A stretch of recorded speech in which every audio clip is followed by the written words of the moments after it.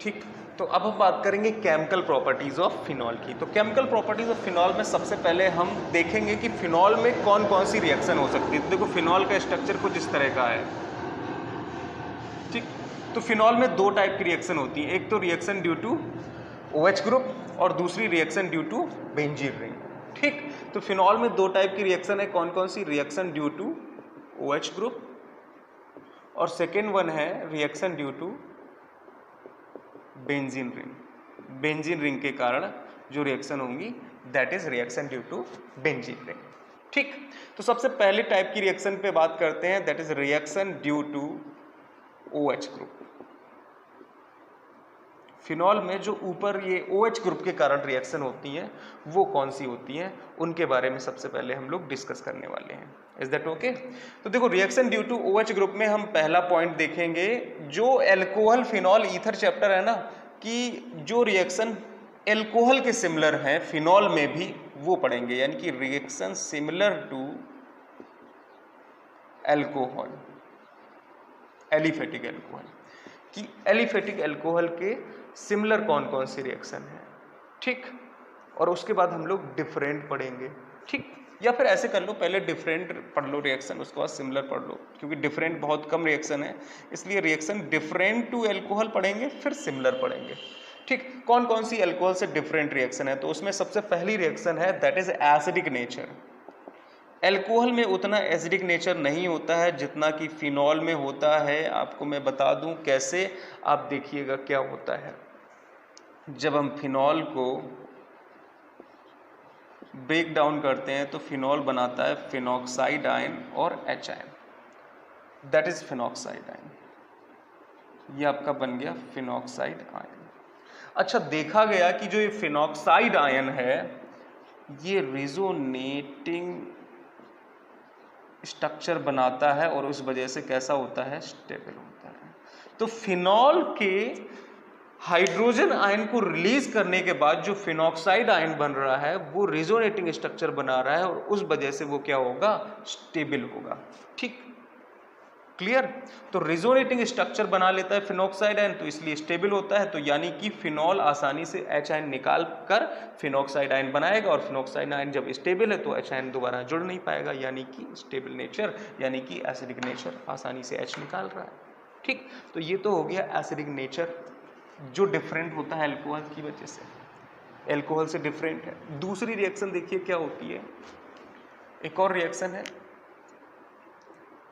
जब हम उसकी रिएक्शन एल्कली से कराते हैं फिनॉल की, reaction with alkali means base से। देखो C6H5OH और यहां पर हमने NOH के साथ रिएक्शन करा दी। ठीक, तो यहां फिनॉल बनाएगा C6H5ONa, सोडियम फिनॉक्साइड, और H2O निकल जाता है। देखो C6H5O माइनस H प्लस और Na प्लस OH माइनस, तो यहाँ O माइनस और Na प्लस ये बनाएगा सोडियम फिनॉक्साइड और HOH, H2 बना के निकल जाएगा। ठीक है आसान, आराम से आपको सोडियम फिनॉक्साइड मिल जा रहा है। Is that any problem in this? इसी तरह से अगर हम मेटल की रिएक्शन कराएं, मान लो फिनॉल की सोडियम से रिएक्शन कराएंगे तो भी हमको सोडियम फिनॉक्साइड मिल जाएगा। तो मेटल की भी रिएक्शन हम करा सकते हैं। ठीक है, रिडक्शन भी करा सकते हैं जो डिफरेंट होगा अल्कोहल से। अल्कोहल की रिएक्शन में रिडक्शन नहीं होता था, यहाँ रिडक्शन हो जाएगा। तो थर्ड रिएक्शन हम लिखेंगे रिडक्शन। देखिए रिडक्शन में क्या होगा? हाइड्रोजन का जुड़ना, ऑक्सीजन का निकलना। तो जब हम फिनॉल की रिएक्शन कराते हैं, देखिए जिंक डस्ट के साथ, तो एक्चुअल में जिंक जो है ऑक्सीजन को निकाल ले जाता है, रिडक्शन हो जाता है Zn ऑक्साइड, और आपको मिल जाती है बेंजीन C6H।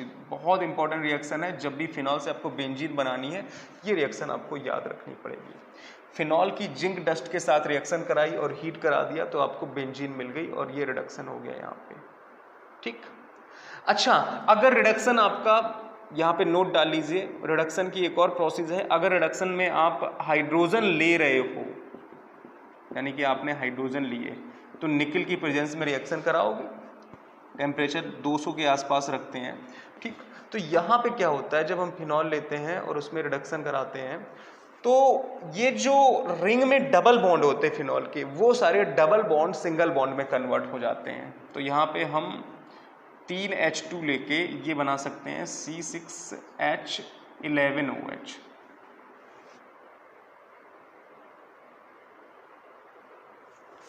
पाँच और 6 11, ठीक। यानी कि जितने भी रिंग में डबल बॉन्ड थे वो सारे सिंगल बॉन्ड में कन्वर्ट हो जाएंगे और इसका नाम हो जाएगा साइक्लोहेक्सिल अल्कोहल। ये आपको मिलता है साइक्लोहेक्सिल अल्कोहल, ठीक है, क्लियर। तो ये सारी रिएक्शन है जो डिफरेंट टू अल्कोहल होती हैं। अब हम बात करेंगे reaction similar with alcohol, reaction due to OH group. OH group के कारण रिएक्शन सिमिलर टू अल्कोहल कौन कौन सी होंगी उसके बारे में बात करेंगे। तो हम लोग पढ़ रहे हैं reaction due to OH group, और उसमें हम लोग पढ़ेंगे second point reaction similar to alcohol. Alcohol के सिमिलर कौन कौन सी रिएक्शन है उनके बारे में बात करेंगे। तो फटाक से जल्दी से, बहुत आसान है, रिएक्शन विद PCl5, PCl5 के साथ रिएक्शन विद NH3, ये बहुत आसान है, ये सब सिमिलर रिएक्शन है, जल्दी से हम इनको फिनिश करेंगे। रिएक्शन विद NH3,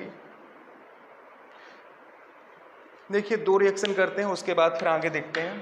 तो देखो PCl5 के साथ रिएक्शन C6H5OH प्लस PCl5, बताओ POCl3 निकल जाएगा, वेरी गुड, और साथ में HCl भी निकलता है, और OH को हटाएंगे और Cl को लगाएंगे, यानी कि क्लोरोबेंजीन बन जाएगा C6H5Cl।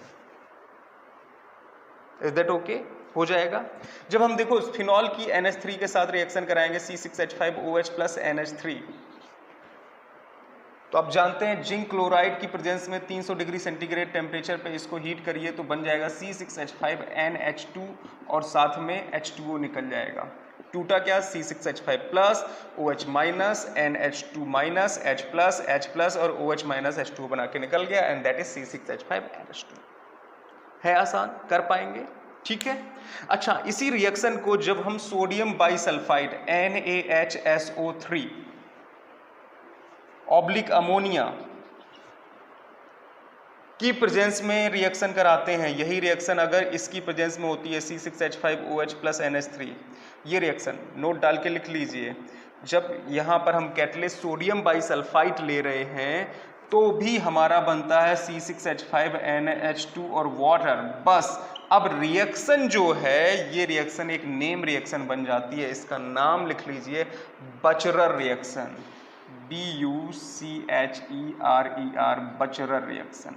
तो बचरर रिएक्शन क्या होती है? फिनॉल की अमोनिया के साथ रिएक्शन कराते हैं in presence of sodium bisulphide, ठीक है। तो दिस वन इज बचरर रिएक्शन। ये रिएक्शन भी आपके लिए बहुत इंपॉर्टेंट है, इसको भी नोट कर लीजिए फटाक से। Any problem, any doubt class? No doubt, बोलिए जल्दी बताइए, जल्दी हो जाएगी ना, ठीक। चलिए अब देखिए और रिएक्शंस कुछ हम लोग पढ़ते हैं।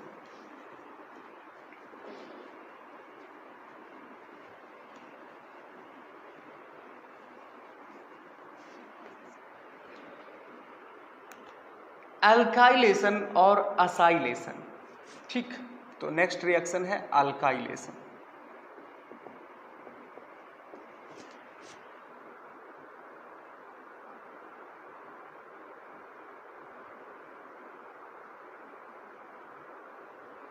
देखिए क्या होता है,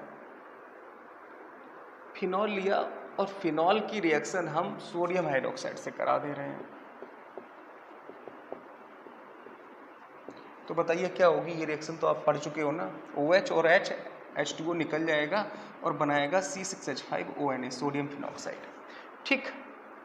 ये जो सोडियम फिनॉक्साइड है इसकी रिएक्शन कराते हैं हम एल्किल हाइलाइड से, यानी कि C2H5Cl से करा दो, तो यहाँ से क्या निकल जाएगा? NaCl निकल जाएगा और बनाएगा C6H5OC2H5,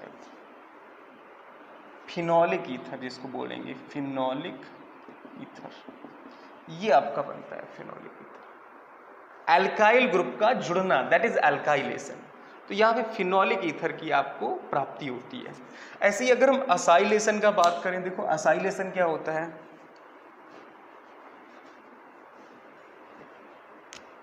एसिल ग्रुप जुड़ जाएगा CH3CO, दैट इज असाइलेशन। तो एसिल ग्रुप का जुड़ना असाइलेशन कहलाएगा। देखो होता क्या उसमें, फिनॉल लिया,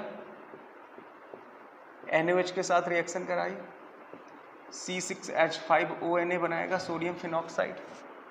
ठीक, अब इसकी रिएक्शन हम करा देते हैं CH3COCl एसिटल क्लोराइड से। वहां देखो एल्किल हैलाइड से कराई थी, यहां पर एसिटल हैलाइड से करा रहे हैं। तो जब एल्किल हैलाइड से कराते हैं तो एल्काइलेशन बोलते हैं, और जब एसिटल हैलाइड से कराते हैं तो असाइलेशन बोलते हैं। NaCl यहां पर भी निकल जाएगा और देखो आपको मिल जाएगा ये C6H5,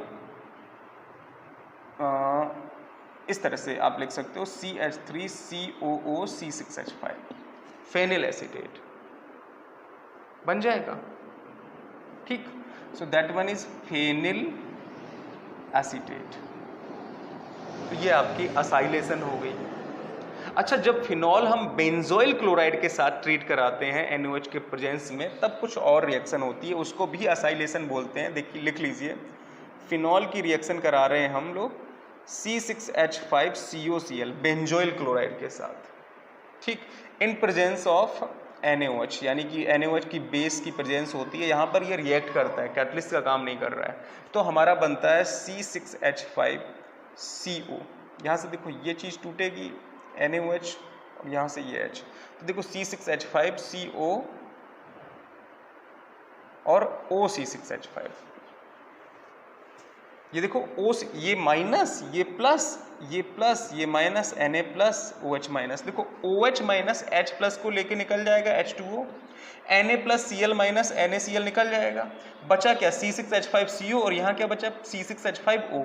तो C6H5O और C6H5CO जोड़ दो तो बन जाएगा C6H5COO C6H5, and that is ester. इसको क्या बोलेंगे?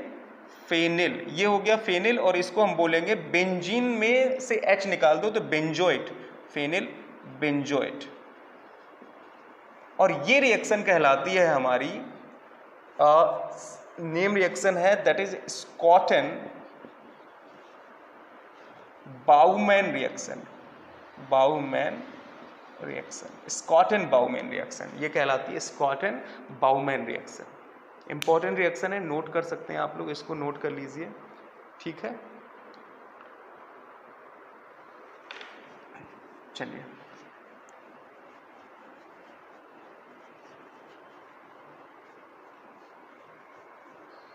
अब देखिएगा, अब क्या है, एक रिएक्शन और है, दैट इज ऑक्सीडेशन।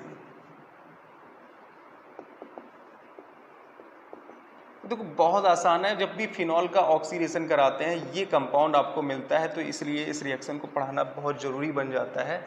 एयर की प्रेजेंस में ऑक्सीडेशन कराते हैं तो फिनॉल अपने रेजोनेटिंग स्ट्रक्चर में यहाँ डबल बॉन्ड लाता था और यहाँ पार्शियल डबल बॉन्ड करेक्टर रखता था, यहाँ पे माइनस चार्ज आता था और उस वजह से यहाँ वो ऑक्सीजन जुड़ जाएगा, तो कहलाएगा पैराबेंजोक्विनोन।